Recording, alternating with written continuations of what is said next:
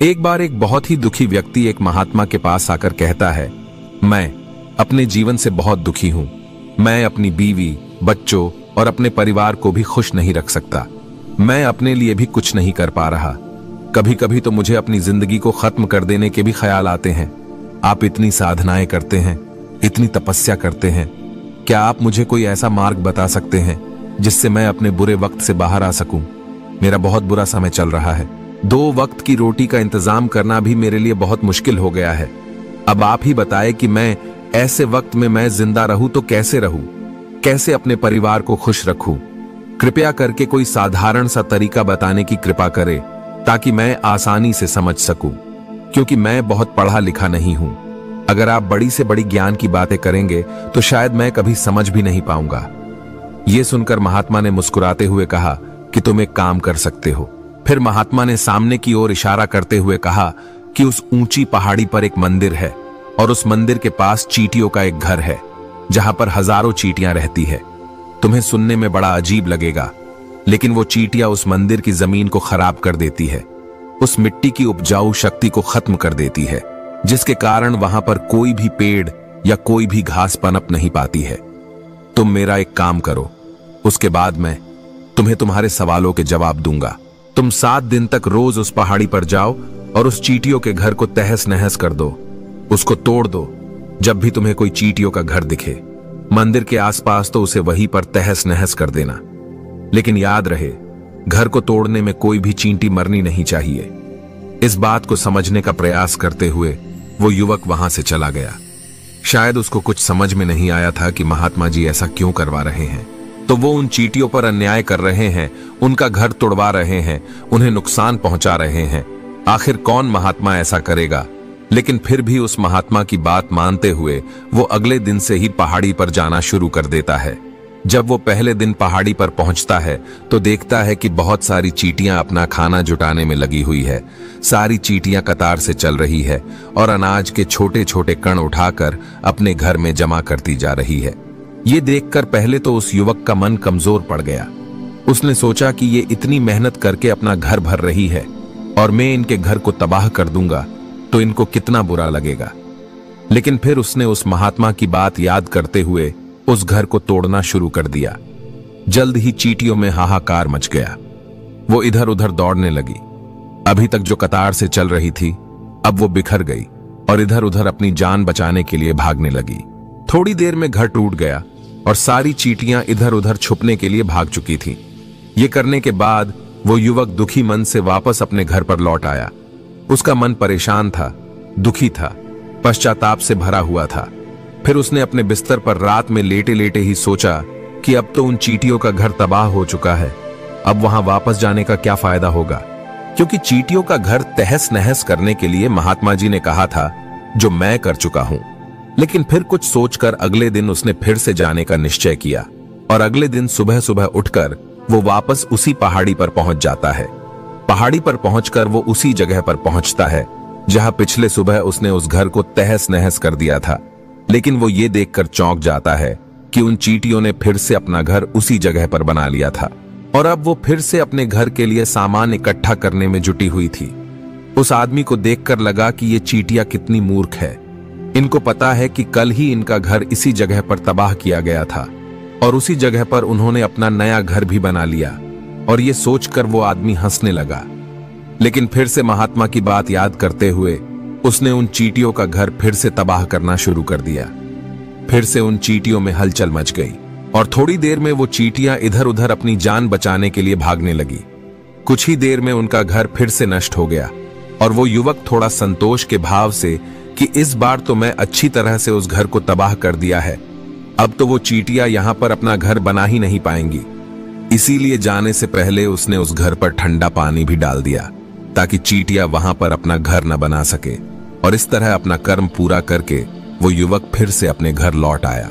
आज रात में सोते वक्त फिर से वो युवक यही सोच रहा था कि क्या महात्मा ये सही काम करवा रहे हैं? क्या किसी का घर तबाह करना किसी सिद्ध पुरुष को शोभा देता है? क्या हो अगर वो महात्मा सिद्ध पुरुष हो ही ना, क्या होगा अगर वो मुझे बेवकूफ बना रहे हो? लेकिन फिर उसने निश्चय किया कि मैं अपने काम को पहले पूरा कर लेता हूं। उसके बाद ही पता चलेगा कि महात्मा मुझे से ऐसा क्यों करवा रहे थे, और यही सोचकर वो रात में सो जाता है। अगले दिन सुबह उठकर वो फिर से उसी पहाड़ी की ओर निकल जाता है।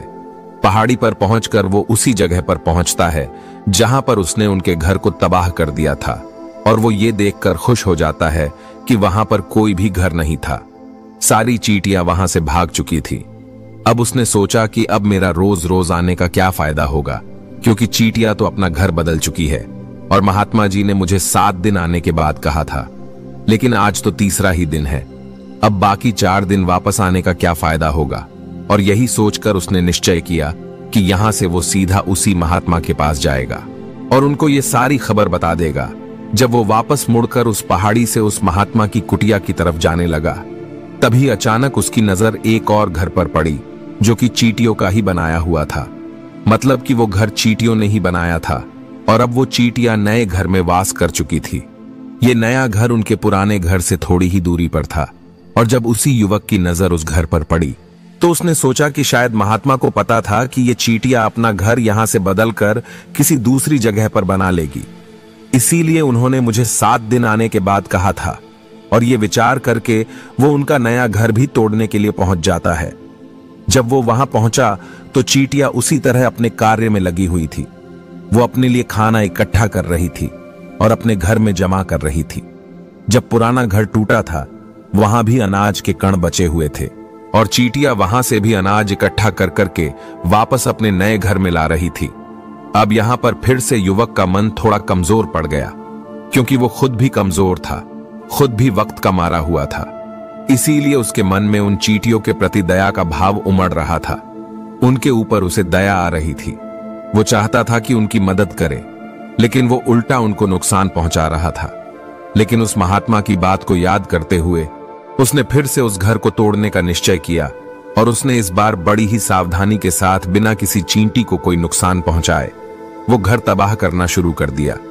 वक्त थोड़ा ज्यादा लगा, क्योंकि किसी भी चींटी को नुकसान न पहुंचने की शर्त महात्मा ने पहले ही रखी थी। इसीलिए उसको बड़ी सावधानी के साथ उन घरों को तबाह कर रहा था। लेकिन आखिरकार उसने उस घर को भी तबाह कर दिया, और उस घर को तबाह करने के बाद वो बड़े ही दुखी मन से, इस बार वो पहले से भी ज्यादा दुखी था, क्योंकि उसने उनका नया घर भी तोड़ दिया था। वो उन चींटियों को बसने ही नहीं दे रहा था, और वो अब अपने आप को शैतान या दानव समझने लगा था। लेकिन फिर भी उस महात्मा की बात को मानते हुए वो अपने घर पर दुखी मन से वापस आ गया। रात में सोने से पहले एक बार उसने फिर से सोचा कि मैं कितना बड़ा शैतान हूं, कितना बड़ा दानव हूं। पुराना घर तो छोड़ो, मैं उन चींटियों को कहीं भी बसने के लिए कोई जगह ही नहीं दे रहा हूं। वो चींटियां मेरे बारे में क्या सोचती होगी? वो कितना बड़ा दानव होगा उस परमात्मा को जो मेरे द्वारा ये काम करवा रहा है। लेकिन फिर भी उसने अगले दिन जाने का निश्चय किया, और अगले दिन सुबह सुबह वो फिर से वहां पर पहुंच गया। वो ये देखकर फिर से आश्चर्यचकित रह जाता है कि इस बार चींटियों ने एक और नई जगह पर अपना घर बना लिया था। वो तो पहले से भी ज्यादा ऊर्जा के साथ काम कर रही थी, और उन्होंने एक रात में पहले से भी बड़ा घर बना लिया था, और अब वो फिर से अपना अनाज और खाना इकट्ठा करने में जुटी हुई थी। ये देखकर उस आदमी को लगा कि ये चींटियां किस मिट्टी की बनी हुई है। मैं उनको बार बार यहां से भगाने की कोशिश कर रहा हूं, और ये वहीं पर अपना घर बना लेती है। क्या इनको पता नहीं है कि मैं यहां पर कभी भी बसने नहीं दूंगा? ये चींटी है, दिखने में इतनी छोटी है, लेकिन फिर भी ये मुझसे हार नहीं मान रही है। बड़ी ताज्जुब की बात है। और इस बार उसने गुस्से में उस घर को तहस नहस करना शुरू कर दिया। लेकिन इस बार तहस नहस करते हुए कुछ चींटियां वहीं पर मर गई, उसके पैरों तले कुचल दी गई। कुचलने के बाद जब वो अपने अहंकार से बाहर आया तो उसने देखा कि गुस्से में उसने उन चींटियों को कितना क्षति पहुंचा दी है। उसका मन पश्चाताप से भर गया, और वो रोता हुआ अपने घर की तरफ बढ़ गया। रात में सोते वक्त उसने सोचा कि मैं उन चींटियों पर बहुत ज्यादा अत्याचार कर रहा हूं, अब इससे ज्यादा अत्याचार मैं नहीं कर पाऊंगा। और यही सोचकर वो अगले दिन उन चींटियों के लिए अपने घर से थोड़ा आटा लेकर उसी पहाड़ी पर पहुंच जाता है। आज उसके मन में उन चींटियों के प्रति श्रद्धा का भाव था, दया का भाव था। आज वो उनकी मदद करना चाहता था, और जब वो वहां पर पहुंचा तो चींटियां फिर से अपने नए घर को बनाने में जुटी हुई थी। उसने बड़े ही करुणा के साथ उन चींटियों को अपना लाया हुआ आटा खिलाया। अगले 7 दिनों तक वो ऐसा ही करता रहा। वो रोज सुबह जाता, उन चींटियों को अपने हाथों से आटा खिलाता। 7 दिन के बाद वो युवक उस महात्मा के पास पहुंचकर हाथ जोड़कर बोलता है कि हे महात्मा जी, मुझे माफ कर देना। मैंने उन चींटियों का घर तबाह करने के लिए बहुत कोशिश की। मैंने उनका घर तबाह किया भी। 1 बार नहीं 4 बार मैंने उनका घर तोड़ा। उसके बाद मैं हिम्मत नहीं कर पाया, उनके घर को नहीं तोड़ पाया। मैं समझ सकता हूं कि मैं आपका काम पूरा नहीं किया और इसके बदले आप मुझे तरीका भी नहीं बताएंगे जो कि मुझे मेरे बुरे समय से बाहर निकाल सकता है, लेकिन मुझे इसका कोई परवाह नहीं है।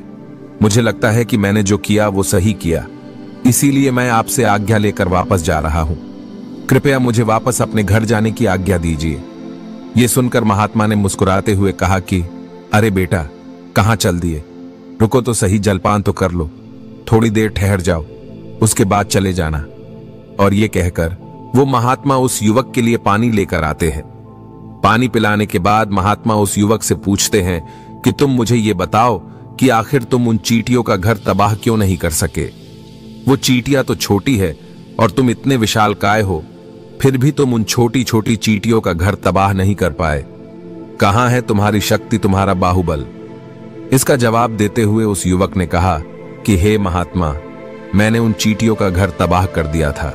बार बार किया था। एक बार तो अपने गुस्से में उन चींटियों को भी हानि पहुंचा दी थी, लेकिन जिस दिन मैंने उनको हानि पहुंचाई उसी दिन मुझे लगा कि मैं उनको क्यों हानि पहुंचा रहा हूं, क्यों इनको इतनी तकलीफ दे रहा हूं, और उसी दिन से मैंने उनको क्षति पहुंचाने की वजह, नुकसान पहुंचाने की वजह उनकी सहायता करनी शुरू कर दी। ये सुनकर उस महात्मा ने कहा कि ये ही तो सीखने की बात है। एक छोटी सी चींटी हमें जीवन का संदेश दे जाती है।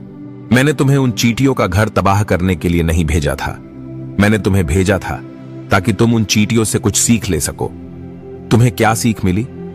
उन चींटियों से क्या मुझे बता सकते हो? यह सुनकर उस युवक ने पूरी कहानी बयां कर दी। पूरी कहानी सुनने के बाद महात्मा ने मुस्कुराते हुए कहा कि बेटा, पहली सीख जो इन चींटियों से ले सकते हैं वो ये थी कि तुमने कितनी ही बार उनके घर को तोड़ने की कोशिश की, कितनी ही बार प्रयास किया कि उनके घर तबाह हो जाए, लेकिन वो हर बार अपना नया घर बना लेती थी। उन्होंने कभी भी हार नहीं मानी। अगर वो हार मान लेती तो वो चींटियां तुम्हें वहां पर नहीं मिलती। जीवन कार्यशीलता का नाम है, लेकिन हम मनुष्य 1-2 बार हार मिलने पर ही टूट जाते हैं, हताश हो जाते हैं और फिर जीवन में प्रयास ही नहीं करते। और कुछ लोग तो अपनी जिंदगी को खत्म करने को उतारू हो जाते हैं। लेकिन जानवरों में तुमने एक बात देखी होगी कि वो अपना जीवन खुद से कभी खत्म कर ही नहीं सकते हैं। तुमने कभी नहीं सुना होगा कि किसी जानवर ने आत्महत्या कर ली, चाहे वो जानवर कितना भी भूखा क्यों ना हो, कितना ही दुखी क्यों ना हो, लेकिन वो अपने जीवन के लिए हमेशा संघर्ष करता रहता है। लेकिन वही दूसरी तरफ हम मनुष्य 1-2 बार हताश होने पर ही अपना जीवन खत्म कर लेते हैं। जीवन तो कर्मशीलता है, कर्म करने का नाम है।